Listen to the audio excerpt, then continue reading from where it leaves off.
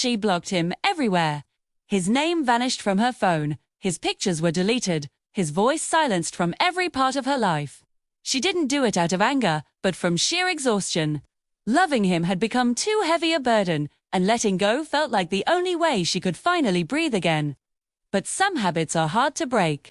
Every night, she still checked the door twice before going to bed. Not because she was afraid of the dark or the quiet, but because a part of her still remembered the nights he'd stand right there bringing coffee after a long day, or laughter after a tough week, offering comfort when words just weren't enough.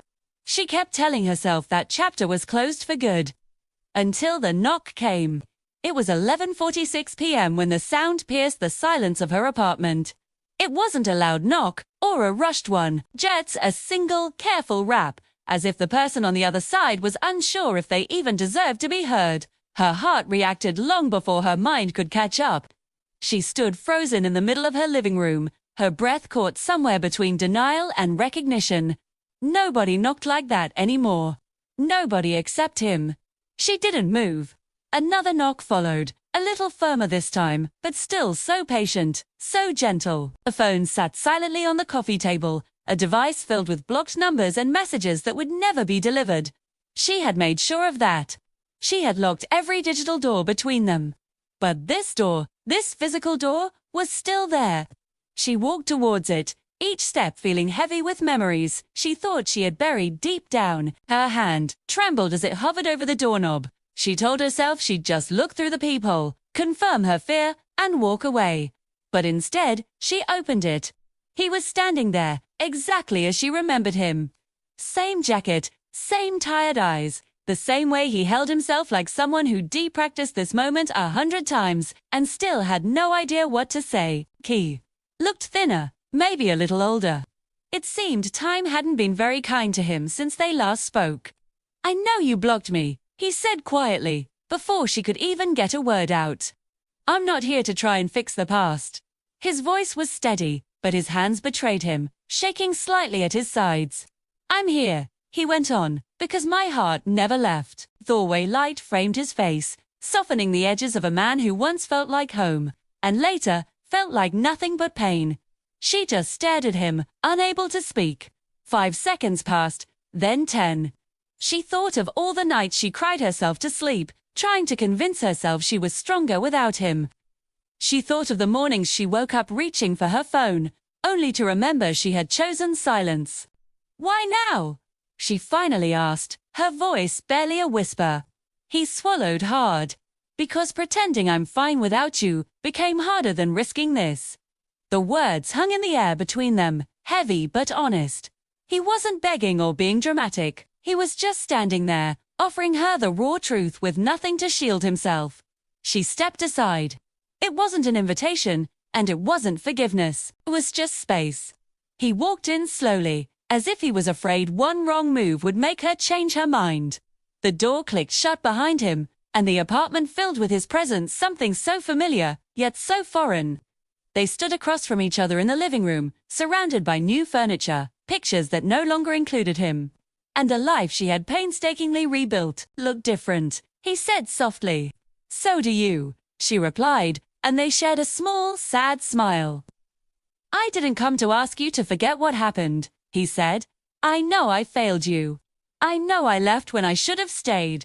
I thought giving you space was love. I was wrong." Her chest tightened. That was always the deepest wound.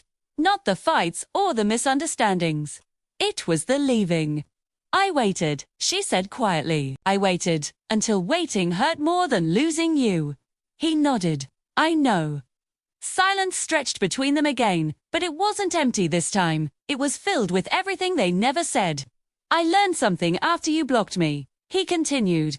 "Love isn't about showing up only when it's easy. It's about staying when it's uncomfortable."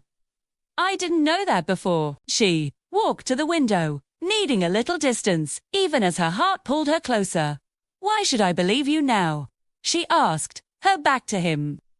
"Because I'm not asking you to trust me," he said. "I'm asking you to watch me earn it." She turned back to face him. His eyes held no promises of perfection, only commitment. "I'm not here to rush you," he added. I just couldn't live with the thought that I never even tried again. Her defenses started to crumble, not because his words were perfect, but because they were real. She walked closer, stopping just inches from him. That familiar scent brought back 1,000 memories she thought time had erased. "Do you still love me?" she asked. "Yes," he answered without a single hesitation.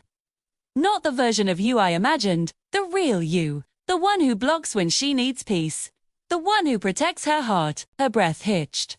She slowly reached out, resting her hand on his chest, feeling his heart race beneath her palm.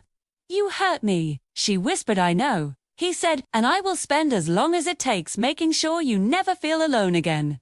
Tears welled in her eyes, but she didn't pull away. Instead, she leaned forward, resting her forehead against his.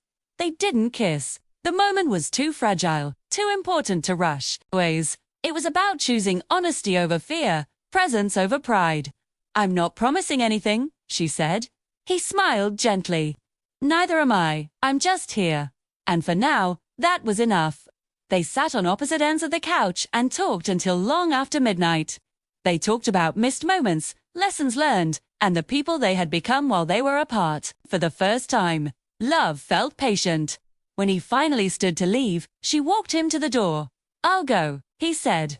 "But I hope I can come back. Tomorrow or the next day." She just nodded. "We'll see." As he stepped into the hallway, she felt something unexpected. Not fear, not regret, just hope. Before the door closed, she said, "You can text me. I unblocked you." Scheme. He looked back, his eyes shining. "Good night," he said. "Good night," she replied. She closed the door, leaning against it as her heart settled into a rhythm she thought she had lost forever.